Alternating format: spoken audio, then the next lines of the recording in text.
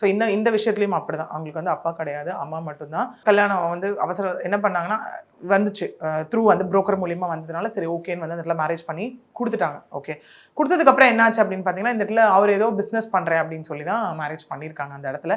இவங்க எதுவுமே இல்லை, கைண்ட் ஆஃப் ஸோ ரொம்ப இன்னசென்ட் இவங்க. ஓகே, ஒரு டிகிரி முடிச்சிருக்காங்க, முடிச்சுட்டு ஒர்க் போயிட்டு இருந்தாங்க. கல்யாணத்துக்கு அப்புறம் வேலை அப்படிங்கிறதுனால ஒர்க் போகல அவங்க இதுக்கப்புறம். ரொம்ப இன்னசென்ட். எப்படி சொல்றது, நம்ம வந்து இப்போ பேசிட்டு இருக்கும் போதே ஒரு டோனுக்கு மேலே பேசணும் அவங்க பயந்துருவாங்க.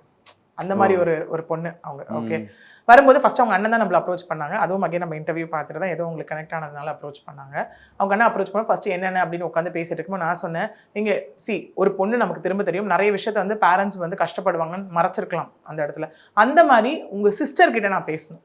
நீங்க ஒரு விஷயங்கள் சொல்லிட்டீங்க, விச் மீன்ஸ் நீங்க third person to the issue. Okay, husband ஒய்ஃப்குள்ள நடக்குது, யாரா இருந்தாலும் அதுக்கு தேர்ட் பர்சன் தானே, சம்மந்தப்பட்டவங்க 2 பேர் தவிர மூணாவதா யாருக்கா இருந்தாலும் ஃபுல் விஷயம் தெரியணுன்ற அவசியமும் கிடையாது இந்த இடத்துல. அதே மாதிரி தான் இந்த கேஸ்ல அவர் என்னன்னா